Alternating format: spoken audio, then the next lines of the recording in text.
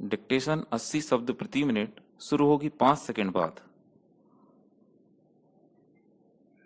सभापति महोदय, यहाँ आए दिन भाषण तैयार किए जाते हैं, वे यहाँ पर पेश होते हैं, उन पर धन्यवाद के प्रस्ताव पेश होते हैं और पास होते हैं, परंतु हम अपने देश की सेवा तब तक नहीं कर सकते जब तक कोई ठोस काम नहीं करते। जब तक हम अपने हालात के मुताबिक काम शुरू नहीं करते, तब तक हमारी दशा में सुधार नहीं हो सकता। इस सदन में शिक्षा के बारे में कई बार कहा कि शिक्षा की पद्धति जो हमारे देश की है, वह हमें अंधेरे की ओर ले जा रही है। वह शिक्षा जिसके द्वारा इस देश ने संसार भर में गौरव प्राप्त किया था, वह शिक्षा जिसके द्वारा संसार ने हमें गुरु माना था, वह आध्यात्मिक शिक्षा जिसके द्वारा हमारा संसार लोहा मानता था, उसे हम त्याग रहे हैं और अब हम दूसरी शिक्षा की तरफ जा रहे हैं। हमारे बच्चे अपने इतिहास को छोड़कर दूसरे मुल्कों के जापान, अमेरिका आदि के इतिहास को पढ़ने में रुचि लेते हैं। हम अपनी चीजों को छोड़कर पश्चिम की नकल कर रहे हैं।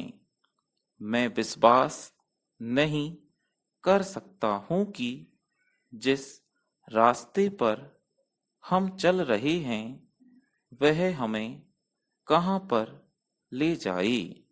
अगर हमें अपने जीवन को ऊंचा बनाना है, तो हमें वे उपाय करने होंगे जो पहले हमारे देश में मौजूद थे, लेकिन हम उन उपायों को भूलकर दूसरी ओर भाग रहे हैं।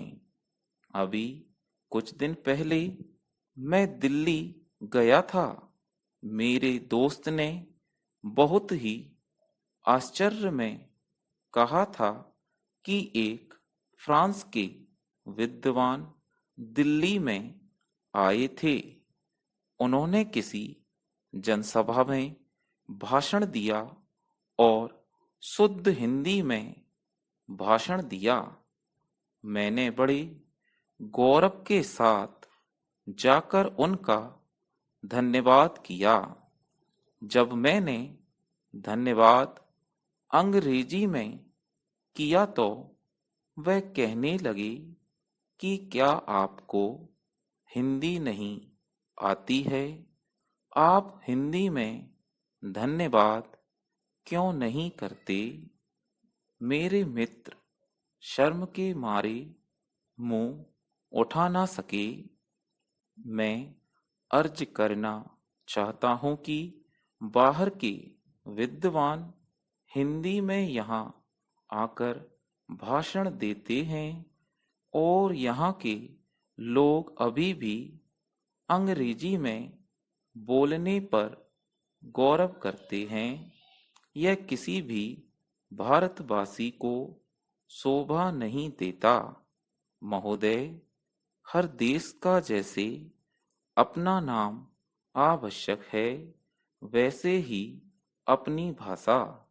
वह देश अपने में अधूरा है जिसकी अपनी कोई भाषा नहीं।